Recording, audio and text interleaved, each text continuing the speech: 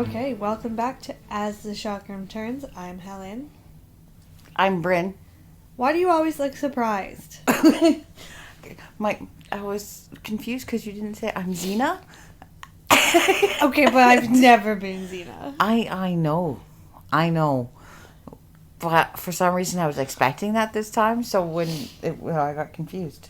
Alright, that's fair. My brain is weird. Alright, well, today we're going to be talking about Xena Season 2, Episode 20. Yep. The Price. Yep. This is where we get our introduction to the Horde. Yay, the Horde. Disclaimer, don't like either Horde episode at all. I find both of them kind of like pop up in the middle of the seasons. This is the first one. The next one I think is not till season 4. But I share that. It's just they just kind of disrupt this season and don't really add a lot. Other than, yeah, I guess we can get into that at like the end a little bit more. But I don't even know if we have to go through it take by take because there's a lot of same takes. At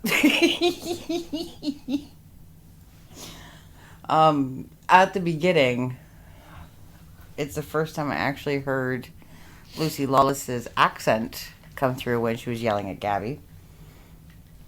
I mean, I didn't notice it that much, so. No, you really had to be paying attention to be like, oh. She always does when she's yelling. Any words with R's where she's yelling. Because it wasn't get to the river. Her accent slips through. And it's, I mean, that wasn't nearly as distracting as them paddling upstream in one spot. There's TikTok on that. Yeah, if you go to our TikTok, As the Chakram Turns, you will see the clip that I'm talking about from this episode where Xena and Gabrielle are paddling to get away from the Horde after they've stumbled upon them and a whole bunch of dead Athenian soldiers. They're literally paddling the boat as hard as they can, quote unquote, but the boat is clearly being held in spot because the background never moves. The water around the boat barely moves. It is so obvious which ones are action scenes and which ones is the boat literally just being held there. I got the limitations. It was just really, really distracting. There was a point when one of the Horde's axes broke Gabrielle's paddle, and it was a very human moment of Xena to be able to just yell at her to keep paddling. Yeah. Gabrielle's like, with her hands. Yeah, no more sticks. You just gotta use your hands. Yeah, but I think this episode's supposed to show Gabrielle losing faith in Xena a little bit. And it's supposed to show how quickly Xena chooses violence. But neither of those apply when she has previous experience with an enemy that is known to be extremely malicious and ruthless. It doesn't make tactical logic sense to just be like, oh, we're to be all nicey nice. I wish I was recording that. You looked quite like a Muppet. Nicey nice. No, it doesn't. Especially when you have that background experience to be like, I faced them before. They are, Yeah, so to some extent it makes sense. But to a lot of other extents, this episode just kind of felt like they've been piling on, especially in the last half of this season, Gabrielle's doubt on Xena. But she literally questioned every single solitary thing Xena did this episode, even when it was unnecessary. Yes. Because Xena was making tactical choices which made practical sense, which using limited resources. And doing the best she can to help the remaining Athenian army, as well as bring up morale so there was no dying, because her instinct was to protect at all costs. Yeah. But we can't have that, I guess. I don't know. Guess not. I mean, there was a scene where the soldier was questioned. That was still at the beginning, where a soldier was questioning the order from the captain. When the captain threw a punch, the dude didn't even move his head, but stumbled backwards. Everyone's looking, oh, that wasn't choreographed well. And that actually kind of continued throughout the entire episode. The choreographed fights were... Okay, you pointed out several where people were jumping before they... they swung? Yeah. Yeah.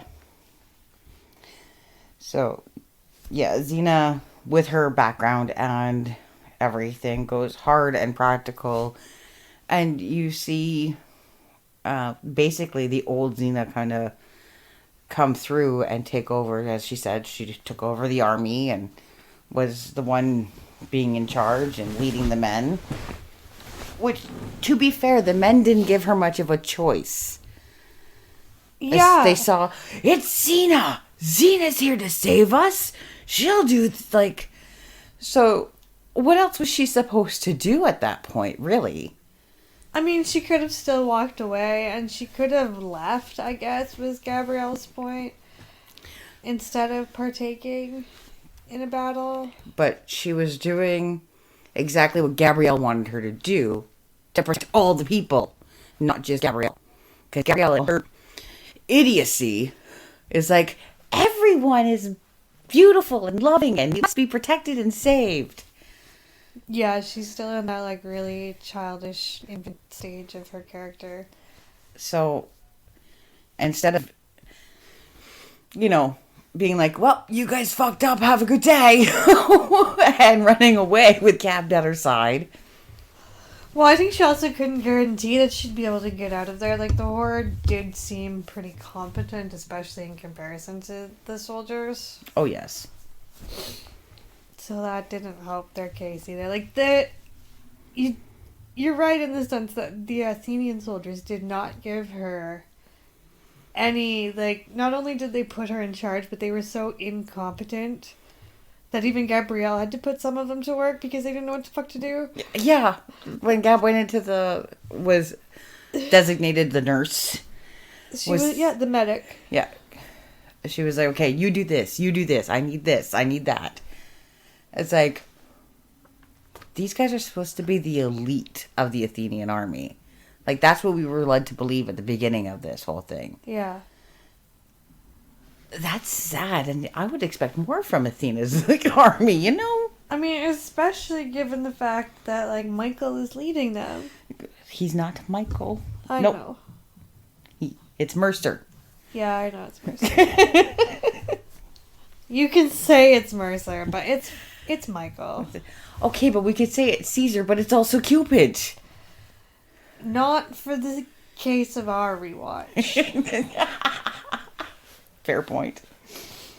The line that got me the most was from Gabby, where she was like, after Xena's like getting all the dead propped up to look like they have more people, and even ones who are mending to be like, you can hold a weapon, get out there.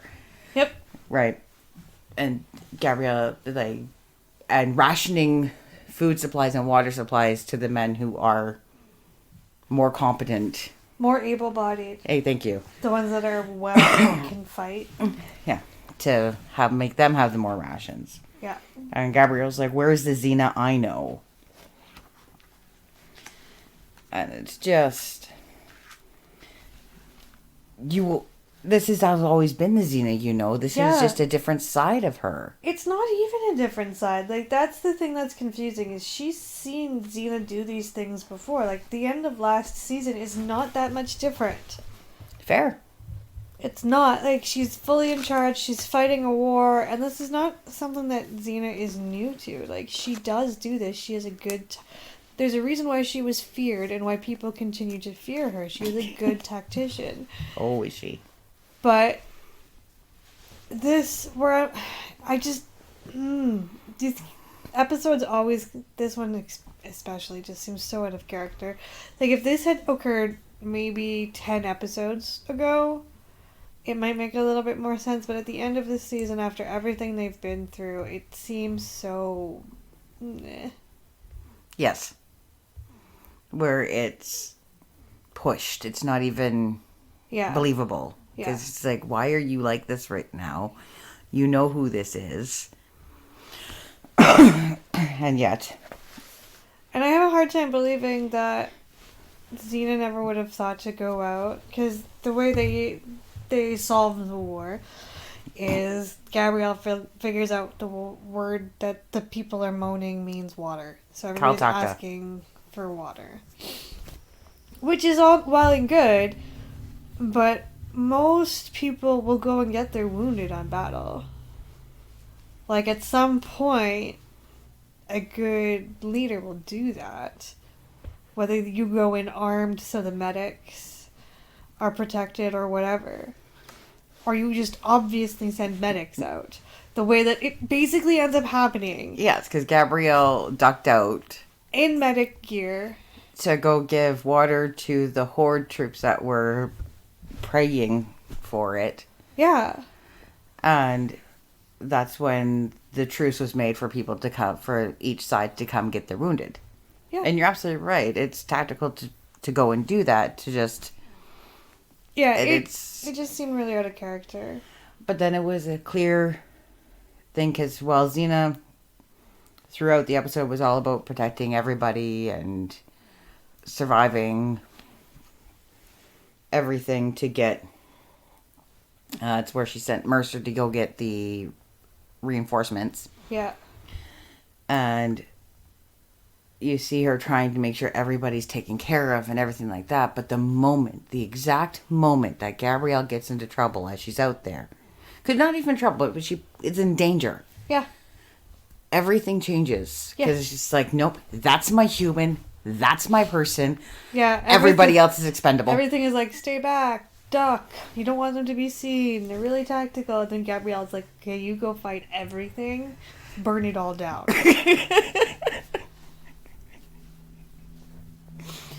So it's like, if you really want to see Xena go into a monster form, well, and that's why people were always like,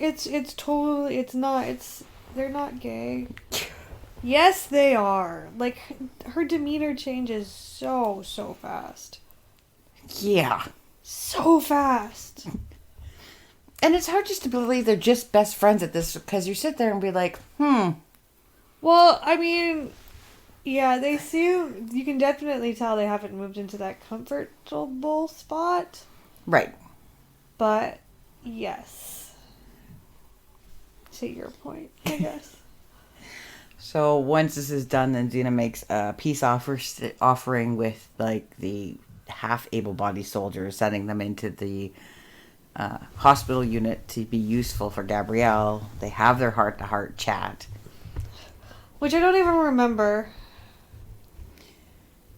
Basically, I don't remember much of it either. Basically, it's just saying you were like this, and you're so kind, you're this, and this, and this. What I do have written down is where Xena's like, you don't know how much I love that. But there was a pause. There was. I remember that. She was like, you don't know how much I love that. And it's like, you just meant you. You don't know how much I love you. Yes. This show tries so hard sometimes and then falls so flat. It's just... I'm like, okay, good attempt. She's trying her feelings. She's not good at the feels. She's not good at feelings. She's very bad at feelings. But she tries, and I appreciate that. Thank you.